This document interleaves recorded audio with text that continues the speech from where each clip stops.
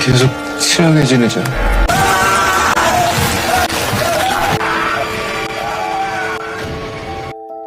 Siang itu, Jiwoo yang merupakan seorang penulis webtoon horor mendatangi sebuah apartemen lusuh yaitu Guangli Mansion untuk mencari ide menulis. Singkat cerita, Jiwoo bertemu dengan bapak penjaga apartemen yang tidak ingin menyebutkan namanya. Tanpa basa-basi, Jiwoo lantas mengutarakan keinginannya untuk melakukan interview dan merekam percakapan tersebut. 자기소개 먼저 할까? Bapak penjaga pun memulai ceritanya di mana dulu apartemen tersebut ditempati oleh dua anak yatim piatu korban kebakaran, di mana para orang dewasa meninggalkan anak-anak dan lebih memilih menyelamatkan diri mereka. Alhasil, korban kebakaran didominasi oleh anak-anak dan sejak kejadian itulah orang-orang di sekitar apartemen sering mendengar suara-suara aneh.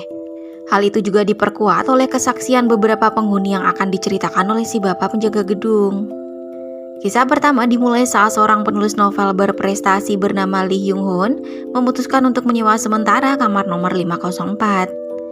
Demi bisa berkonsentrasi menyelesaikan novelnya, Lee sampai rela meninggalkan anak dan istrinya dan memilih menyepi di kamar tersebut. Tapi bukan ketenangan yang ia dapatkan, melainkan gangguan-gangguan gaib dari sosok anak-anak yang berlarian di sekitar kamarnya. Malam harinya, Lee tampak fokus menulis naskah dengan laptopnya. Kehabisan ide, ia pun menutup laptop dan memutuskan untuk pergi membuat kopi. Nah, di saat inilah Lee kembali mengalami hal-hal ganjil untuk kesekian kalinya. 건드리지 마.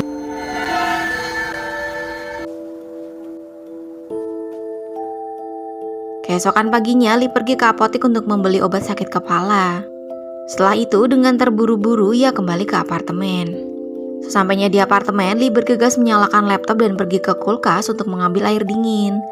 Tapi saat kembali, laptop miliknya tiba-tiba raib dan di waktu yang bersamaan, Lee mendengar suara bocah tertawa. Ia pun mencari sumber suara tersebut sampai akhirnya Lee malah menemukan sebuah sepatu lusuh di sebuah ruangan. Padahal sebelum pindah, kamar tersebut kosong melompong. Belum selesai Lee mengganti sepatu itu, tiba-tiba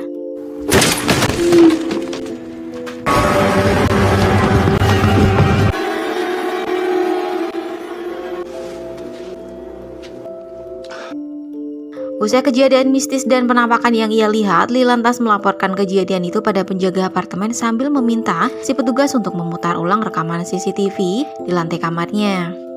Tapi sayangnya apa yang terjadi pada Lee tidak terekam oleh CCTV gedung alias apa yang diceritakan olehnya tidak ada bukti.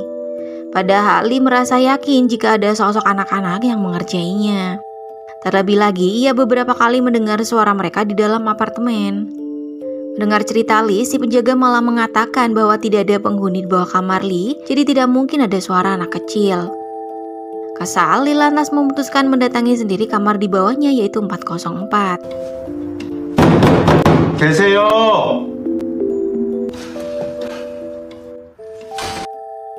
Karena tidak ada respon meskipun sudah mengetuk-ngetuk pintu, Lee berinisiatif mengintip dari balik teralis jendela. Dan di sanalah ia melihat ada beberapa pasang sepatu yang serupa dengan sepatu yang ia temukan di kamarnya. Berada dalam perasaan yang penuh amarah, secara kebetulan Lee melihat ada sebuah lemari di luar. Saat dibuka, ia menemukan sepatu yang sama lagi dan ternyata ada satu buah sepatu yang merupakan pasangan dari sepatu di kamar Lee. Ia pun makin yakin jika anak-anak tersebut memang mengerjainya. 니들 여기 있는 거 다 부모님 나오시라 그래.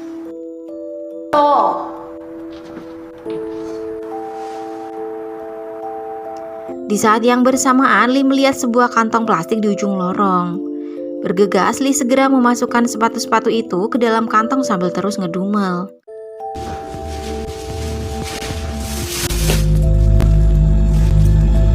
A few moments later. Tengah malam, Lee terbangun dari tidurnya karena mendengar seseorang mengetuk-ngetuk pintu kamar. Penasaran, Lee akhirnya keluar kamar dan mengecek satu persatu ruangan apartemennya. Sampai akhirnya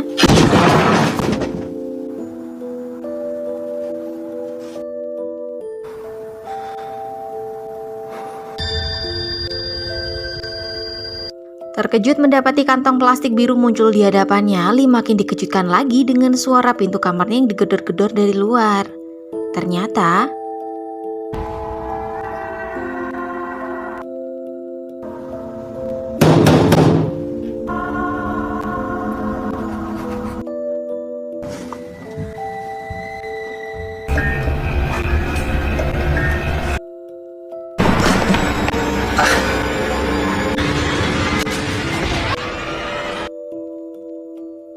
scene kembali berpindah pada Jiwoo yang mana ia datang menemui rekannya bernama Daye.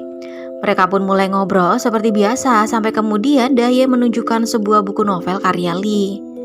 Daye menceritakan jika Lee berhenti menulis sejak 2 tahun lalu dan ia juga dikabarkan telah menghilang secara misterius. Akhirnya siang itu juga Jiwoo kembali menemui bapak penjaga apartemen dan menanyakan perihal hilangnya Lee secara misterius. Tapi si bapak malah mengalihkan topik dan menanyakan tentang karya selanjutnya yang sedang digarap oleh Jiwoo. A few moments later.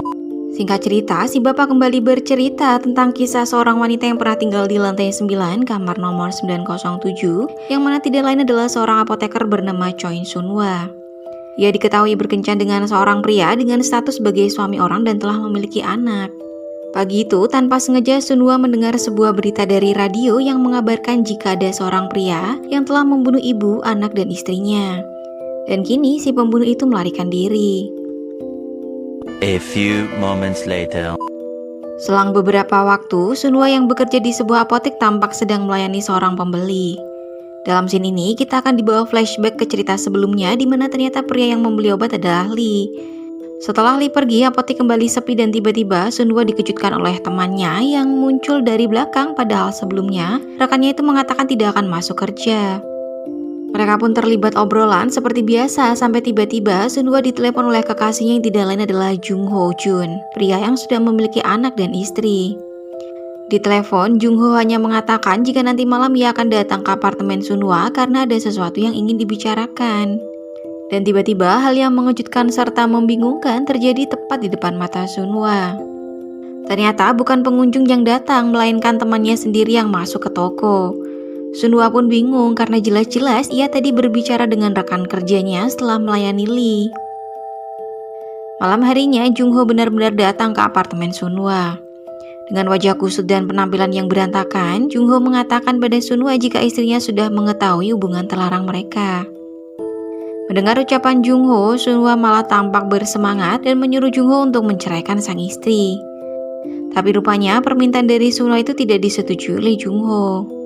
Tampak lalu Jung Ho meminta izin pada Sunwa untuk sementara tinggal di apartemennya. Selain itu, Jung Ho juga berpesan untuk tidak memberitahu kepada siapapun keberadaannya di apartemen sang kekasih. Malam harinya, Sunwa terbangun dari tidur karena mendengar ada suara di dalam rumahnya. Saat dicek, rupanya ia mendengar shower menyala diiringi sebuah lagu yang terdengar dari dalam kamar mandi.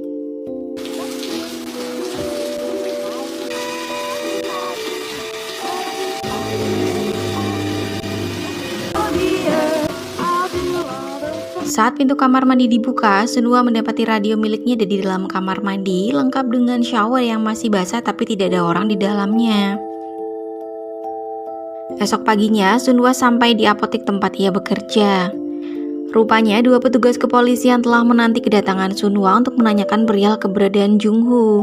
Yang mana dari 2 polisi tersebut, Sunwa akhirnya mengetahui jika Jung saat ini sedang dicari oleh pihak kepolisian karena telah membunuh keluarganya.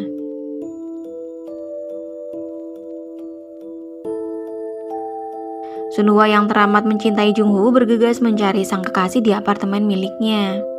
Saat dicari-cari, ternyata ia mendapati bayangan Jung Ho tampak sedang berada di toilet. Selain bayangan Jung Ho, Sunwa juga menemukan pakaian milik Jung Ho yang berlumuran darah. Tidak mau kekasihnya ditangkap polisi, Sunwa berinisiatif membungkus baju tersebut ke dalam kantong plastik dan berniat untuk membuangnya. Sampai akhirnya ia mendengar Jung Ho mengatakan agar Sunwa tidak memberitahu siapapun jika ia sedang mandi. Di saat Sunwa sedang sibuk mengemasi baju-bajunya untuk kabur bersama Jung Ho, ia pun dibuat panik karena mendengar sirine mobil polisi di sekitar apartemennya. Dalam keadaan panik, Sunwa malah dibuat kesal karena Jung Ho terus-terusan mengucapkan kata-kata yang sama sejak ia di dalam kamar mandi.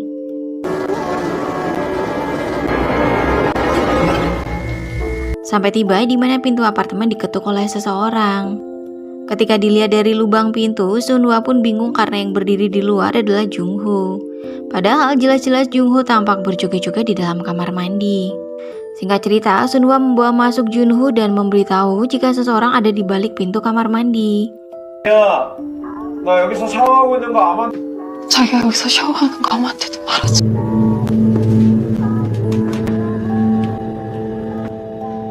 Dengan sebuah kapak, perlahan Jungho berjalan mendekat ke arah pintu. Tapi anehnya, ia tiba-tiba berhenti dan mengulang ucapan orang di dalam kamar mandi. Meskipun tidak secara gamblang kematian Sunhwa ini dijelaskan, tapi ia pun diceritakan tewas di kamar 907.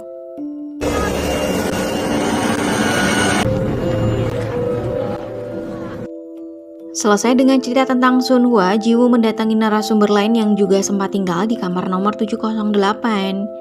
Ia sendiri merupakan seorang broker dari apartemen yang lagi-lagi merupakan orang yang menawari kamar pedali kala itu. Usai bekerja seharian, Hyunwoo menjalani aktivitasnya seperti biasa. Lucunya, ia hidup bersama dengan sebuah boneka seks yang ia anggap sebagai pasangan. Saat makan malam, Hyunwoo tiba-tiba memberikan sebuah gelang pada boneka itu. Lalu, 자기야, 본사에 전화했어. panik karena bonekanya mengalami kerusakan, Hyunwoo pun sampai rela menelepon layanan pelanggan pabrik tersebut untuk memperbaiki si boneka. Hingga saat tengah malam tiba, Hyunwoo terbangun karena mendengar suara air dari wastafel. Rupanya saluran mampet sehingga membuat air tidak bisa mengalir. Keesokan paginya, Hyunwoo memanggil seorang tukang ledeng untuk memperbaiki wastafel dapurnya. Dan ternyata mereka menemukan gumpalan rambut yang menyumbat saluran air. A few moments later. Pulang dari kerja, Hyunwoo mencoba mengecek hasil kerja dari tukang pipa yang ternyata berhasil dan tidak mengecewakan. Tidak lama setelahnya, Hyunwoo ditelepon oleh customer care mengenai boneka yang akan dikirim untuk segera diperbaiki. Saat asyik memandangi bonekanya, Hyunwoo kembali dikejutkan oleh suara air wastafel yang tiba-tiba airnya kembali membludak. 이 양반이 돌돌이 같은 소리 하네 진짜. Kesal, ia pun berniat menelepon si tukang ledeng itu. Tapi saat menoleh, Hyunwoo malah tidak mendapati bonekanya ada di kasur. Hal ganjil juga terjadi saat Hyunwoo melihat sebuah tangan terlihat memutar keran. Selain itu, ia menemukan gelang milik si boneka terjatuh di lantai. Kejadian yang dialami oleh Hyunwoo ini lantas ia ceritakan pada rekannya di kantor. Menurut temannya, kejadian orang hilang dan juga meninggal sering terjadi di apartemen Gwanglim. Gedung itu sendiri ternyata dulunya dibangun oleh pihak gereja aliran sekte tertentu yang mana meyakini jika ketua kelompok mereka mati dan bunuh diri di sana. 거기 종교 시설 Hyunwoo kembali berkeluh kesah pada boneka miliknya akan kejadian-kejadian aneh yang akhir-akhir ini menimpanya. A few moments later. Tapi lagi-lagi ia kembali mendengar suara air dari wastafel dapurnya.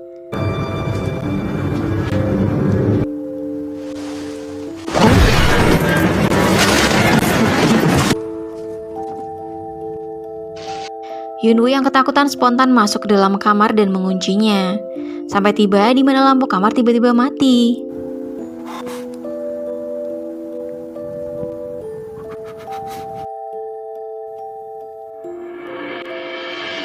Cerita pun kembali pada Hyunwoo dan juga Jiwoo yang sedang merekam cerita serta pengalaman Hyunwoo tinggal di apartemen Gwanglim.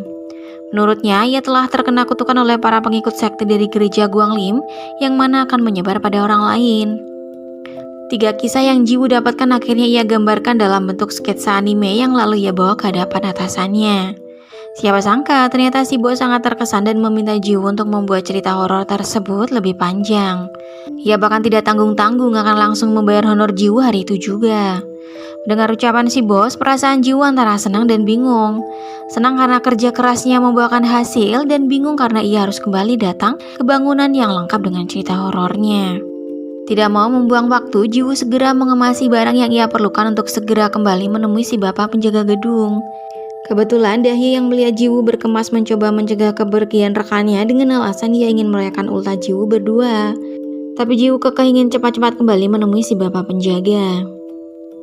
A few moments later. Sesampainya di apartemen, Jiwoo langsung menyampaikan maksud kedatangannya lagi, yaitu untuk mendapatkan cerita horor lebih banyak Ia bahkan menawari sejumlah uang pada si bapak demi mendapatkan cerita misteri. Tapi si bapak malah tertawa mendengar ucapan Jiwoo. Melihat si bapak menertawainya, Jiwoo lantas berujar jika ia akan melakukan apapun demi mendapatkan banyak cerita horor dari si bapak. Dan akhirnya cerita misteri kembali dimulai. Diceritakan seorang pemuda bernama Tae-hoon yang memutuskan untuk kembali ke Korea karena gagal masuk kuliah di luar negeri. Karena tidak ada tempat untuk tinggal, ia pun memutuskan untuk datang ke apartemen teman kecilnya yaitu Jae-suk di lantai 6 nomor 604. Setibanya di kamar 604, Tae-hoon mendapati dinding kamar apartemen dipenuhi dengan jamur. Tidak lama kemudian Jae-suk muncul di hadapan Tae-hoon dan mereka lalu berpelukan. Layaknya tamu yang datang ke rumah, Jae-suk menjamu Tae-hoon dengan makanan-makanan yang ia ambil dari kulkas. Saat ngobrol, Tae-hoon terus memperhatikan sekeliling ruangan yang penuh jamur dan kemudian matanya tertuju pada wajah Jae-suk yang ditumbuhi jamur berwarna putih. 몰라? 가끔 이래. 당분간만 신세 좀 질. Singkat cerita, Jae-suk lalu mengajak Tae-hoon untuk makan. Tapi saat Tae-hoon melihat menu di hadapannya, nafsu makannya pun hilang karena semua makanan yang ada di meja sudah tidak layak makan alias berjamur. Tapi anehnya, Jae-suk tampak sangat lahap memakan itu semua seperti orang yang kelaparan. Keesokan paginya, Tae-hoon yang bangun karena suara berisik mendapati Jae-suk sedang membersihkan kotoran dengan mesin penyedot debu. Jae-suk pun berpesan jika hari ini ia akan pulang malam hari dan Tae-hoon boleh memakan makanan yang ada di dalam kulkas. A few moments later. Karena berada di rumah sendirian, Tae-hoon akhirnya penasaran dengan makanan yang ada di kulkas.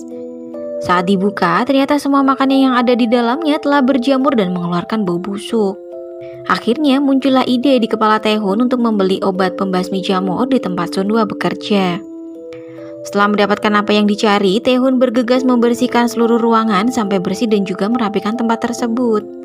Saat akan beres-beres ruangan yang lain, Tae-hoon menemukan sebuah ruangan yang super pengap dengan jamur memenuhi semua sudut ruangan. Disinilah ia menemukan foto keluarga Jae-suk yang juga ditutupi oleh jamur. Tidak berselang lama, Jae-suk tiba dan disambut oleh Tae-hoon yang mengatakan jika rumahnya sudah ia bersihkan sepanjang hari ini. Tapi Jae-suk malah melongos masuk ke sebuah ruangan dan tidak menggubris ucapan Tae-hoon. Saat melihat foto keluarganya, Jae-suk tiba-tiba merasa marah dan menganggap jika Tae-hoon sudah bersikap kurang ajar kepadanya.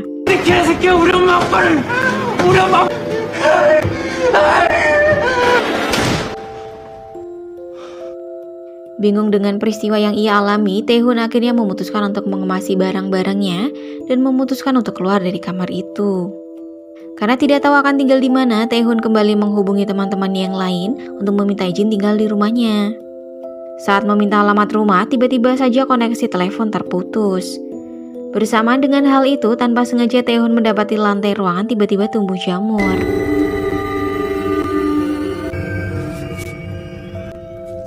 Tapi anehnya, lantai tiba-tiba berubah menjadi bersih dalam sekejap.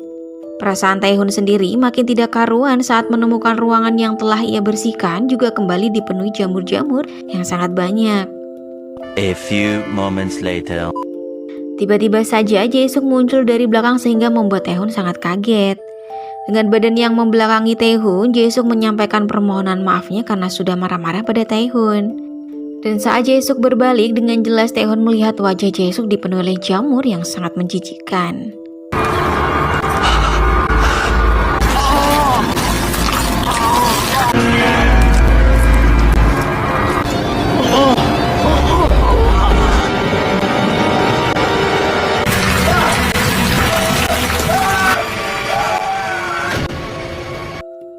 Usai mendengar cerita dari penjaga apartemen, Jiwoo lantas menanyakan kenapa hal-hal seperti ini sering terjadi di apartemen tersebut.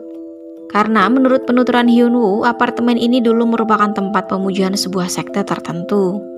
Sempat diam sejenak, si bapak lalu mengatakan jika ada sebuah tempat di bangunan tersebut yang sudah lama ditutup. Menurutnya, Jiwoo bisa mengetahui alasan dibalik semua peristiwa yang sudah terjadi. Si bapak lantas memberikan sebuah kunci nomor 1504 dan menyuruh Jiwoo untuk mencari tahu sendiri. Di tempat lain, Dahye tampak sedang merayakan ulang tahun Jiwoo sendirian. Bosan, ia pun mencoba memutar sebuah kaset yang tidak lain adalah kaset hasil interview Jiwoo dengan penjaga gedung. Selama memutar kaset, Dahye sama sekali tidak mendengar suara orang lain selain hanya suara Jiwoo. Penasaran, Dahye lantas mengganti kaset lain yang juga berisi percakapan Jiwo di apartemen Guang Lim. Lagi-lagi kaset kedua juga tidak ada suara lain selain suara Jiwo.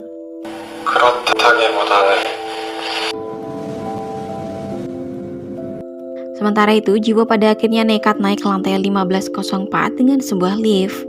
Kebetulan ia satu lift dengan seorang pria bertopi yang tiba-tiba bertingkah aneh.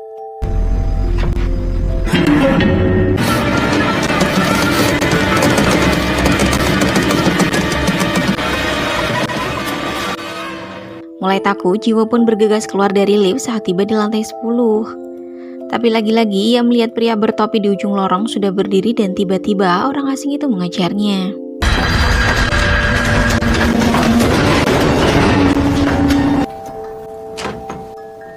Jiwo akhirnya masuk ke sebuah lemari dan bersembunyi di dalam. Dari balik celah lemari, Jiwo melihat jika pria bertopeng itu mondar-mandir di depan lemari dan tiba-tiba menghilang.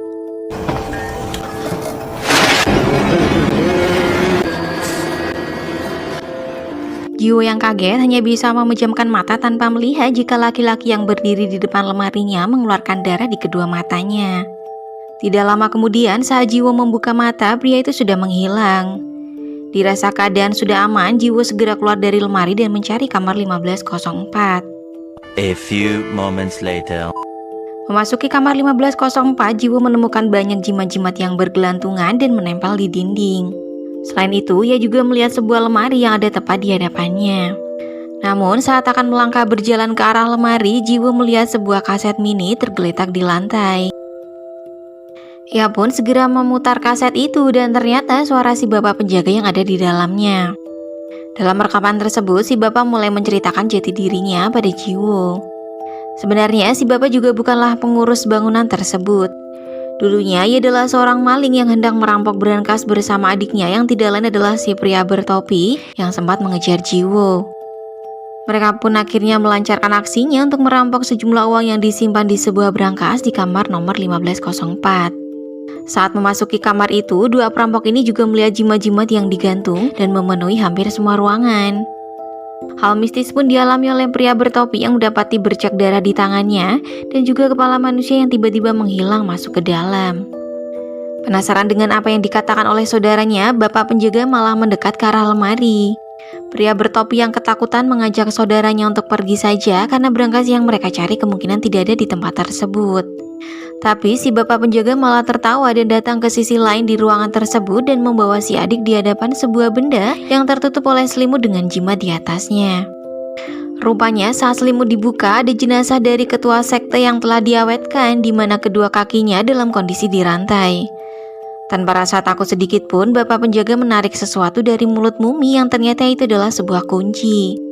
Ternyata itu adalah kunci dari lemari misterius yang ada di hadapan mereka saat ini. Tapi saat pintu lemari berhasil dibuka, ternyata tidak tampak apapun terlihat di depannya. Penasaran, bapak penjaga kemudian mencoba merabai si lemari dengan memasukkan tangannya ke dalam.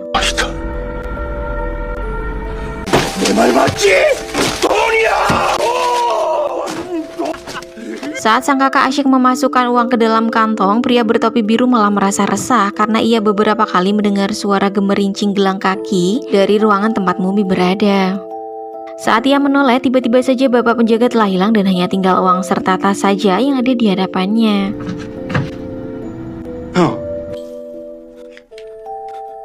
Sadar jika hanya dirinya yang ada di dalam ruangan, pria bertopi segera mengemasi uang yang berserakan di lantai dan memasukkan ke dalam tas. Tapi matanya tiba-tiba tertuju pada sosok kaki mumi yang berdiri di seberang.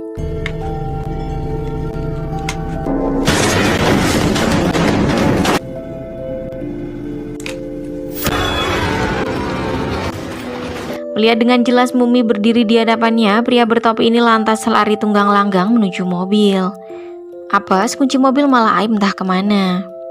Dalam kepanikan, ia kembali mendengar suara gemerincing gelang kaki di sekitarnya. Dan tiba-tiba, bapak penjaga yang muncul tiba-tiba sontak membuat sang adik terkejut sampai hampir pingsan. Dalam kondisi panik, si adik kemudian meminta kunci mobil pada si bapak penjaga. A few moments later. 너도 볼래?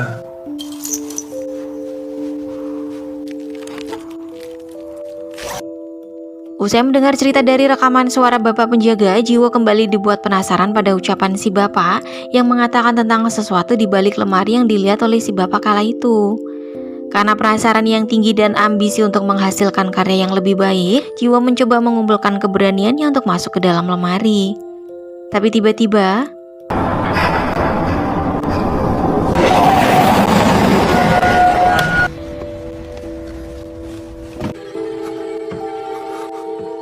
singkat cerita, Jiwo akhirnya terkurung di dalam lemari tersebut dan tidak berselang lama, si bapak muncul dan menghampiri Jiwo sambil mengatakan jika ia akan merindukan Jiwo. Dari celah lemari, Jiwo terus berteriak meminta tolong untuk dikeluarkan dari lemari. Bersamaan dengan itu, si bapak tiba-tiba berkamuflase menjadi Jiwo KW dan pergi begitu saja meninggalkan Jiwo asli di dalam lemari.